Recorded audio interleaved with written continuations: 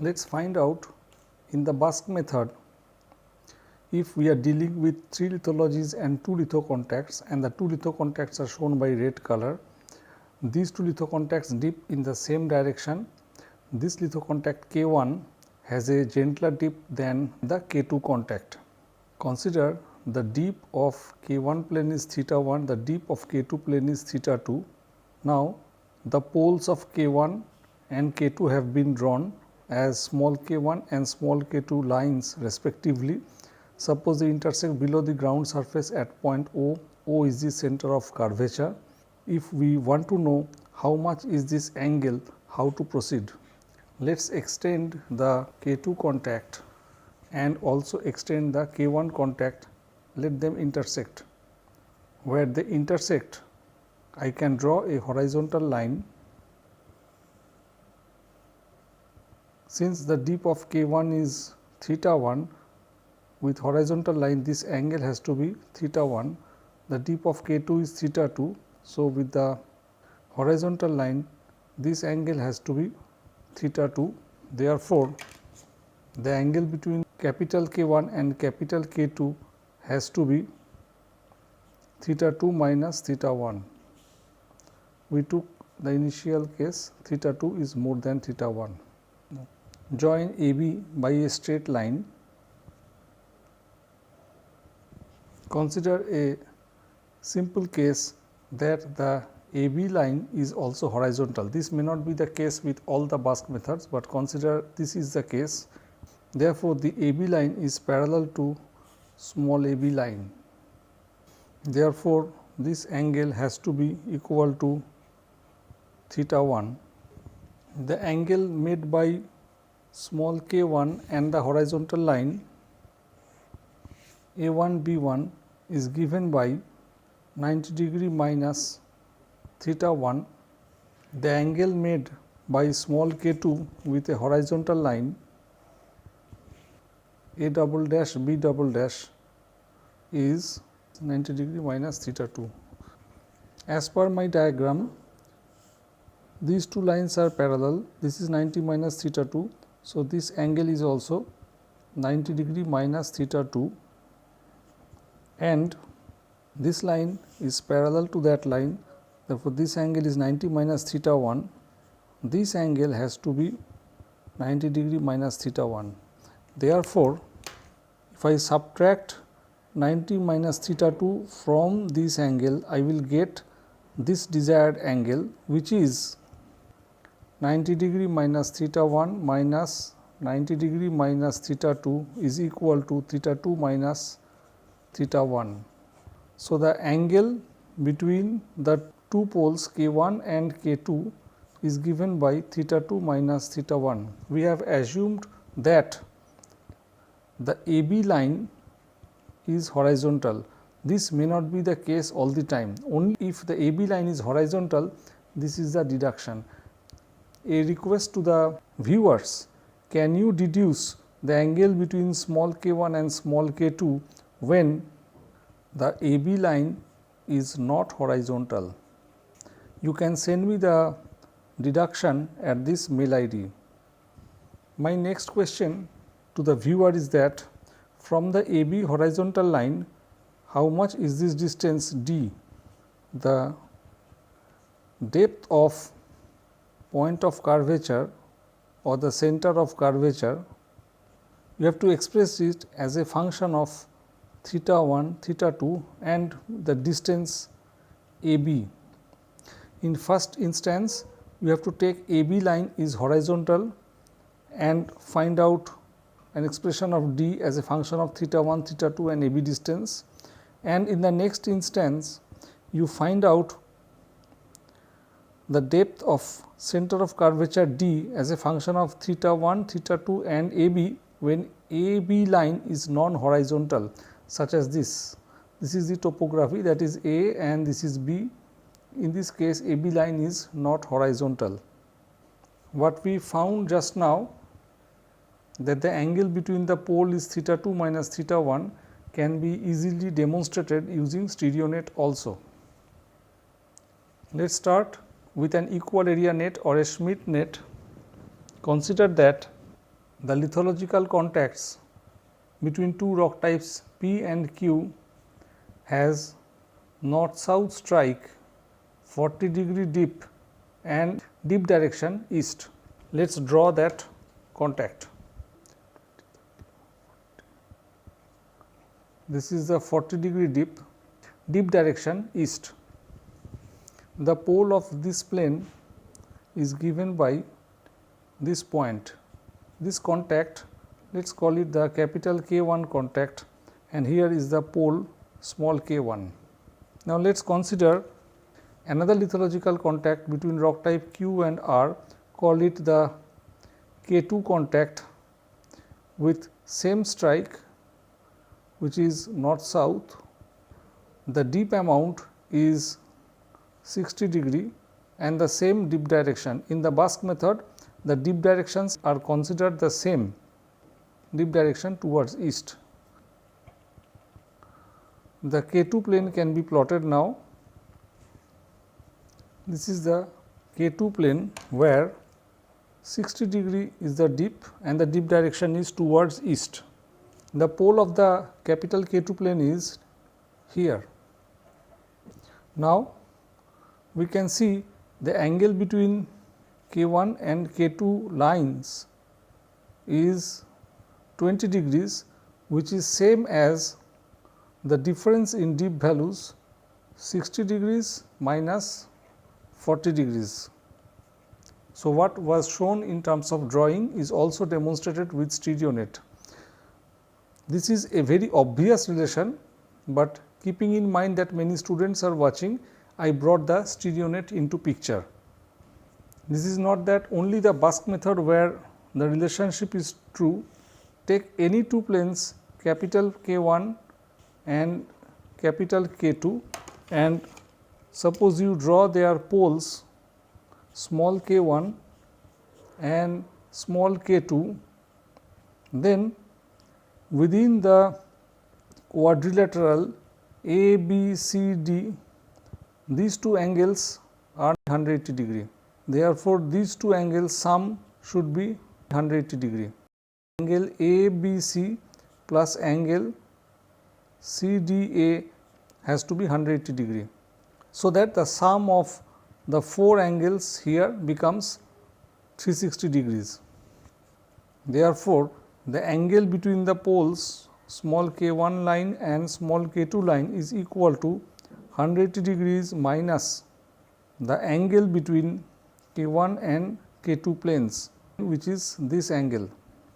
Therefore, the other angle between small k1 and small k2, this angle say phi is given by 180 degree minus this internal angle, which is 180 degree minus k1 angle k2, turns out to be angle between K1 and K2 planes, which means that angle between two planes is equal to angle between their poles. As you see, this is not a specific case of Busk method, but this is a general point regarding any two planes, and when the two planes dip in the same direction, in that specific case this angle is equal to the difference in dip of the two planes. So, that becomes equal to the angle between their poles, which I have demonstrated taking a simple case of Busk method when the AB line is horizontal. What if the AB line is not horizontal is an exercise for the students. Let us also look at the two specific conditions whether the Busk method will work, where the contact between P and Q has the dip direction same as that of the contact between Q and R, and say that is towards m degree north. Not only that, these contacts are parallel. That means the dip, their dips are same. If two planes have same dip and same dip direction, their strikes should also be the same, and that is indicated by parallel planes. In other words, these two contacts have same attitude. If that is the case, will the Busk method work? Let us see. So, at point A where the contact between P and Q was found, I draw a normal, and the contact between Q and R at point B, I drop a normal. Since the contacts alpha and beta are parallel, the normals drawn to alpha and beta as alpha dash and beta dash are also parallel. Two parallel lines do not intersect, and in this case we are unable to find out the center of curvature, point O, and this is a case when the Busk method does not work, and this is true whatever be the geometry of the ground surface. Line alpha dash is perpendicular to plane alpha and line beta dash is perpendicular to plane beta. In other words, alpha dash and beta dash are poles of planes alpha and beta respectively. Now, let us look at the case 2 where the contact between P and Q and the contact between Q and R rocks dip towards the same direction, and that is say z degree north. Z can be north or northeast, whatever. Further, the dip of the contact between P and Q is more than the dip of the contact between Q and R lithologies. In our first case of Busk method, I have shown just the opposite case. Will we be able to apply the Busk method here? The answer is yes. Through point A, I can draw a line which is perpendicular to the lithological contact, and through point B, I draw a normal. In this case, the center of curvature is here and is above the ground surface. Now, I take the compass, put the needle at the center of curvature and take OA as the radius and draw an arc. Next, I take again point O as the center of the circle, and this time OB as the radius and draw the circular arc. In this way, the Busk method works well when the deep angle relation between P and Q lithology and Q and R lithology is like this. What is the main difference here?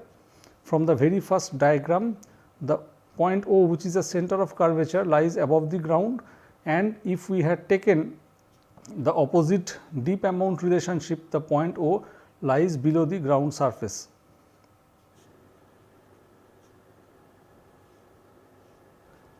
Continuing the Busk method, consider that we are dealing with 4 lithologies P, Q, R and S, and their lithological contacts total 3 in number, passing through points A, B and C. The dip of the contact between P and Q is lowest, then the dip of the contact between R and S lithology is more than that, this dip is more than that plane's dip, and the highest dip is found at the contact between Q and R. So, this is a different case than whatever I have shown so far.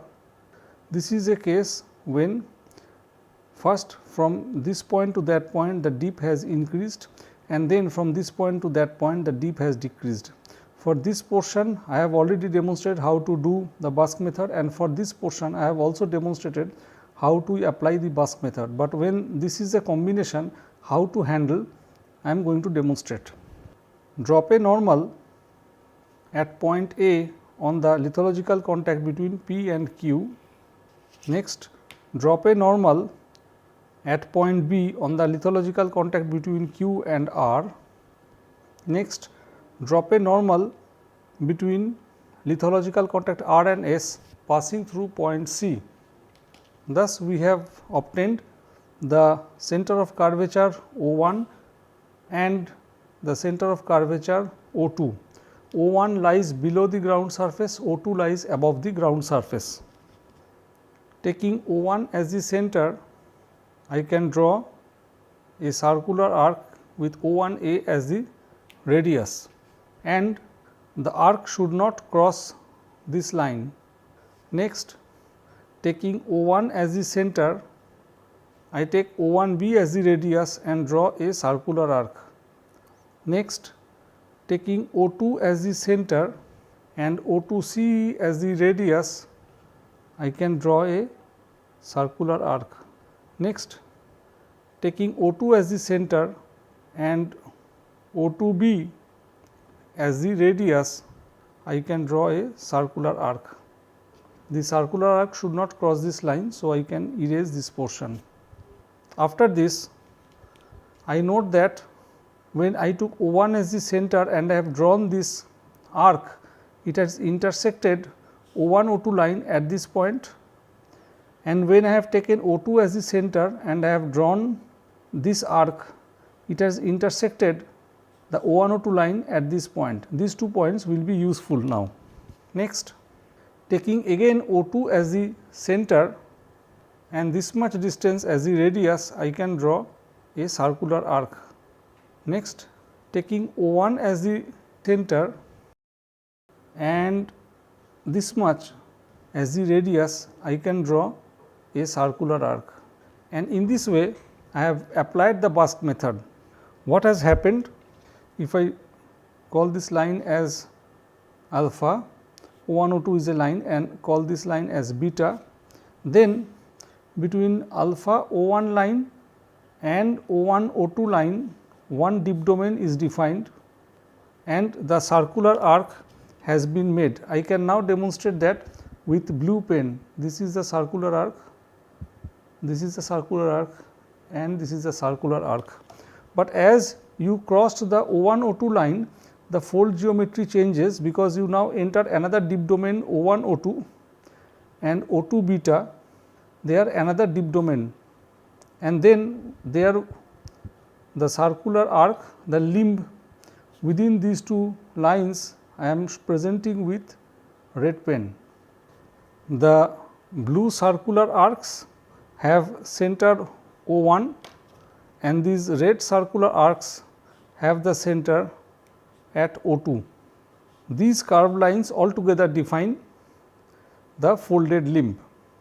In this way, series of lithological contacts between P to Q, Q to R, R to S, S to T can be presented, but if we find the parallel lithological contact, say between lithology small a and small b and small c, as I have demonstrated, there the Busk method will not work. Another point, in all these constructions, the dip direction is same, say a degree towards north.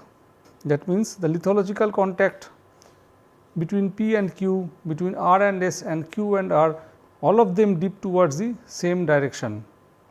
On the O1 O2 line, there is a significant change in pattern of the curve from this blue curve to the red curve.